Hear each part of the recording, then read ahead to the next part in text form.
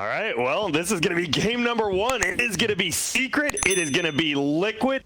Absolutely, and last series we saw a Pangolier Snapfire versus Slark, which is quite powerful for nuking him down and dissuading him.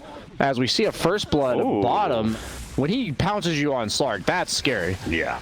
You're going to get a full Inkswell Taiga. The bottom lane has the telekinesis. Well. He's actually going to use it to toss on a puppy. They thought about going for the kill there. Looks like a slight miscommunication.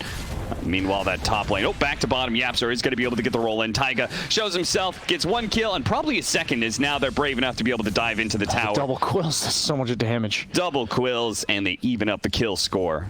Elusive Morphling, who's just hard to be able to burst down in general without some, real blink dagger stuff. Insania shows himself. Actually managed to get the silence on him, Man, and he didn't morph in his strength. He will die. That's a huge kill, and that's probably going to be mid-tower because they don't have Pango 6 yet. Yapzor is only level 4.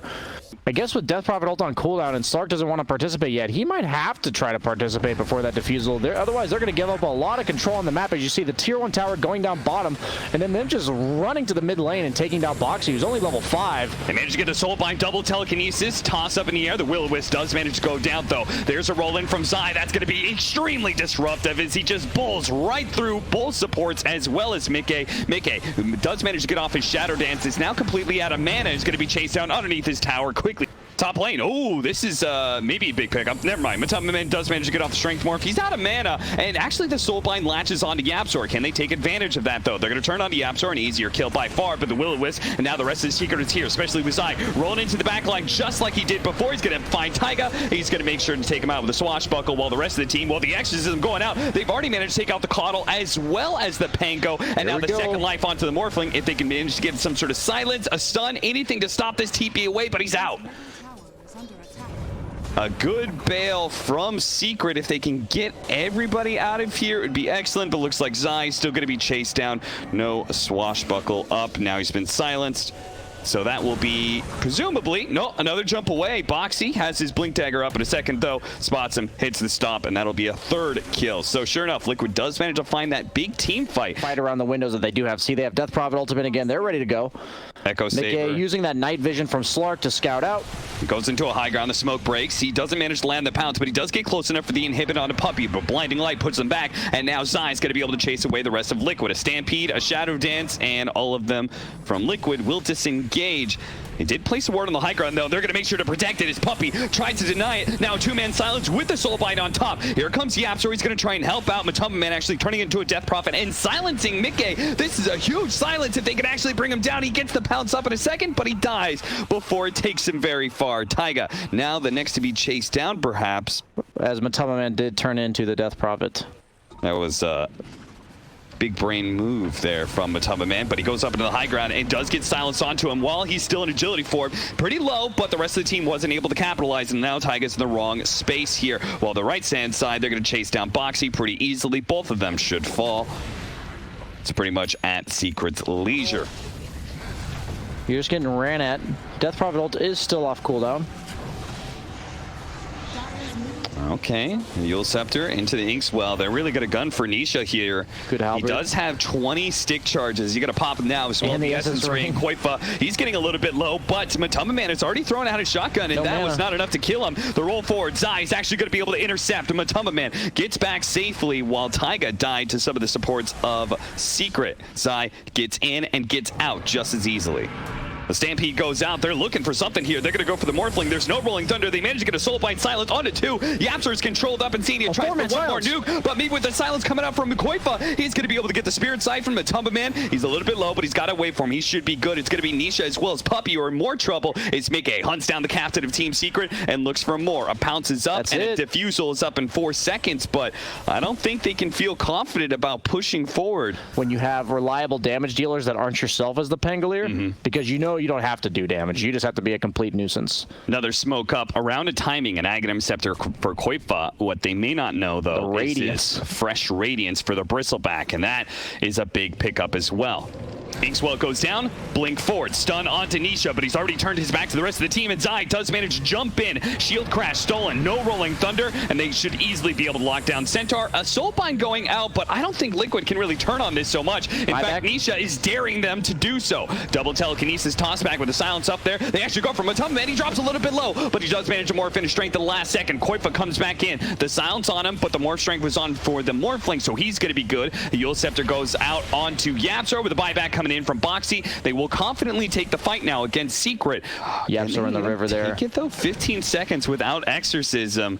And this Roshan is dying so fast with all that minus armor. It looks like they're just going to be mid late. Rolling Thunder and Will-O-Wisp just to make sure there's no opportunities for initiation. They will manage to get the kill onto Puppey here, but that was a buyback earlier from Boxy. He's in trouble. Matamaman's going to be chased down. There goes the Soulbind onto Zain Matu, but he does manage to more strength once again. He's a tanky guy, and Koifa, he's in a bit of trouble. Triple Spirit Siphon into the Eul Scepter, heals him up, back up to full with an Inkswell on him. Almost gets the stun onto Nisha. Instead, it's Puppey who ends up dying. That's a dieback for him, but a rolling from Matamaman operating onto Koifa. They should be able to get the Rolling Thunder. That's it. He's dead, and no Exorcism in this fight means that Liquid no longer have a whole lot of damage. It's all up to Mickey now. Dow put it by himself. He goes for Zai, that immediately gets Halberted up. Silence as well. Now he's gone. The carry and the mid from Liquid lose their lives in this fight. How do you deal with it? Like, we see in this Roche pit, not only is Secret forcing them to fight, but they just say, we dare you to come in. We're just going to throw all of our ultimates on the ground preemptively. We can still fight you afterwards anyway. And look how Slark, he's just in the middle of the fight. He's hitting, but does anybody really care that they're getting hit by this Slark? He can't hit them enough times to make them care until he gets multiple damage items. And we see Secret just in the base of Liquid, meanwhile. Taiga and Insania, good luck killing the support Nisha duo here. have been trying to push back and poke at Secret as many times as possible while their cores are still reviving. They're not going to blow buybacks on any of them without the Exorcism. Not able to do enough though. Yeah, he still has Aegis on Matamaman, so he's willing to play at pretty low health in order to do damage to the buildings. I feel like this Diffusal Blade by Slark is countered pretty hard by Keeper of the Light. Seeing Morphling so many times at low mana just nice get shotgun magicked. He does manage to do a decent amount of damage to the Bristleback, but he's going to be saved by the Will-O-Wisp as well as a Force Staff. Now they're Rolling Thunder, continuing to keep the stuns onto Mickey. He just can't get out. He immediately buys back. This is all in for Liquid. They have to be able to win this fight. They have to be able to catch Secret, and it has been a struggle to do so many times. They jump out, do manage to get Puppey once again, but this fight position that they keep on getting, maybe sometimes they get yaps, or it's not worth it. I want something, and they're just not giving it to me. I want to fight you. I want you to run into our DP ult. And Secret is doing a great job playing around. They are going to smoke up. They're ready to go. Both teams have all their abilities except for the Stampede. Looks like he's ready to break smoke, but I don't know if that was the intent of breaking the smoke here. Turning into a Centaur. This is not an ogre. This isn't like a 5-position ogre that's willing to tank the smoke for his team. You know, that's what I was thinking. I'm like, is he trying to tank it? Using the Swash to cancel the blink immediately was a good, nice play by Zai. Okay, Matamaman almost loses his Aegis here. In fact, he's going to turn and fight as he's willing to make that trade-off if they can actually kill Mickey, and they will manage to do so. He's dead. GG. No buyback there, and that's just going to be it. Liquid call it GG. They seem to be utterly neutered. And I am deeply concerned for Boxy bottom, just against this Monkey King. One of the best, well, maybe not the best start for Nisha. May just be giving up the first blood here. Who's he going to give it to? It's going to be Koifa. They're very weak versus the anti-mage. So the price of what happened mid, as we see Boxy get initiated onto bottom as he's trying to creep cut. And he's Monkey cut King, off by Yapzor. One of the best carries for this. Yeah, you just, okay. I guess he didn't expect Yapzor to be there. But the price of the mid lane defense from Secret is that they're giving a lot of space to Mickey. So it just goes to show how much emphasis all these top tier teams put on defending that mid tier 1 as Pangolier gets initiated onto top. And Zai will go down. Anti-Mage being a perfect example of one of those. Puppey taking over the dangerous farm as Boxy is also in the dangerous farm. In the dangerous farm, and it's about to get a whole lot more dangerous. The snowball coming in, Rolling Thunder to follow it up. He pops the Stampede, and Taiga completes his TP, but he's still Rolling Thunder, so he's able to roll. More careful as Zai does get gone on the top with a Nisha ultimate to counter initiate. Oh, he gave the ink stroke over to Taiga, and he almost managed to swashbuckle onto Zai, but because he missed, Zai kills him back. Now Boxy gonna be pounced on by Nisha. The rolling snowball in with a beautiful ice shard to block him in, and it's going to be 2 dead. Yeah, I think Koifa expected with so many heroes off map. With the blink dagger on the Centaur. No, they catch. There is a Coddle. Not bad. He does have Will-O-Wisp, so that's the teamfight ultimate down. While Secret looks like they still want to fight. Buyback from the Coddle. They got the Phantom Trace onto the Pango, but with the buyback coming out from the Coddle, they need to get out. Koifa is going to be Stampede safety. Gets out. The Exorcism is away. The Will-O-Wisp is actually going to be able to catch him. And Koifa, he pops Yule Scepter with a Spirit Siphon on. And Puppy, a spell goes in. What a hit from Boxy, but it's still not enough. They managed to finish off that Death Prophet. The Inks, well, it's going to do some damage, but YapzOr dodges most of it with the Snowball. He's going to be fine. Executed, though, as Mickey comes in swiftly for a kill on Mana Void. Insania hidden in the trees, but Nisha, he can jump on the trees, spots Insania on the ground. They're fighting 4v5, and even though Medusa doesn't seem like an early game hero, she's quite able to participate at this stage with that first early Manta, and we go for the Roche. You have tag team, you have disarm from... Oh, this time they are going to be able to fight around this Roshan, but can they actually take it? Boxy's in there. The sun's going to fade away soon. A Bounding Strike goes out to take the Roshan and grabs the Aegis. The stun also leads into Insania in the back lines as YapzOr helps clean up that kill, and Liquid gone from bad to worse now.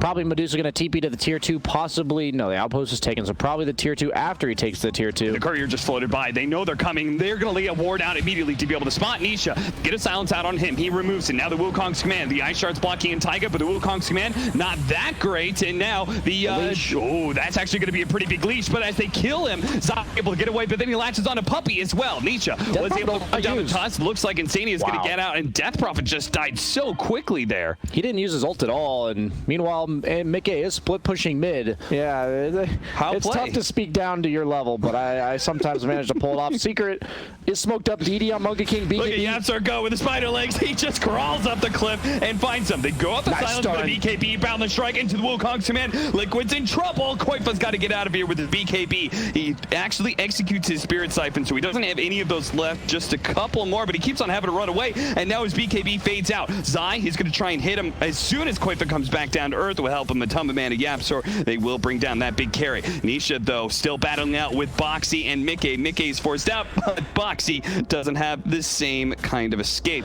If Quake was some other mobile hero, this is much easier, but YapzOr, oh my god. Does it again. He just crawls up the cliff right in Insania, punches him in the face, and now they've lured Mickey into a potentially bad fight. He's going to go for a kill on YapzOr, and now he's out of mana thanks to Zai. Roche is up and just spawned, and they see it. All right, so take a mid lane of Barracks back up. I mean, if Coddle ever gets level 620 mana given to a Medusa. That's like half his mana pool just restored on a low cooldown. There it is. That's effectively like, I think that 300 mana is effectively healing him for like 800 health. It's pretty insane. Nukes after nukes. They keep on throwing damage out at Matumba Man, trying to get him low enough that they can take away that Aegis for Boxy's going to come in, try and go with Stampede Inks. Well, they will manage to take it, but now they've committed to a team fight. They may not be able to win. Mickey is able to blink back out, and Boxy did manage to retreat there. The jump forward actually broke the trees. Nisha is stunned here on the side, but they can't focus him down. They're a little bit scared of approaching, especially underneath that Will-O-Wisp, but they do manage to get on top. Oh my god!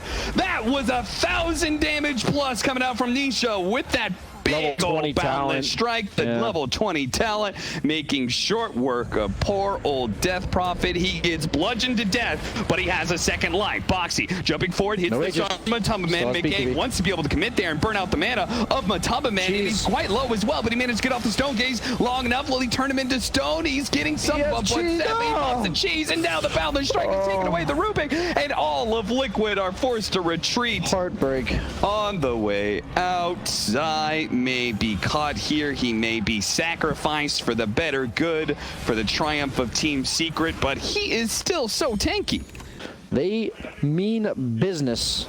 Yeah. Okay, jump forward. They're immediately. Oh no, that's safe on the snowball. Is that going to allow him to be able to get off the Will-O-Wisp? Oh dear, AM. I said he was going to melt, but that was only the Medusa right-clicking you. That was a little faster than I think any of us expected. He does have a buyback, but Koifa, he's going to use. He does have a TP. He's going to get shit. Okay. TP away. Letting him blink and not killing him is probably the best play by Zai. Are they going to buy back on? Okay, there it goes. Dropping item on Boxy. Boxy's dropping items. Okay. He's dead. Best life for everybody here on Liquid. Last hold in this series. I just love the itemization from Secret against the anti-mage as we see the last fight. Mickey just getting torn apart by all that damage. He turns and blinks on his side, but it's still not enough. But Tubba with the godlike double kill. Nobody is going to give them beyond godlike, though. Koifa plays back into the fountain, and that's it. Just a little...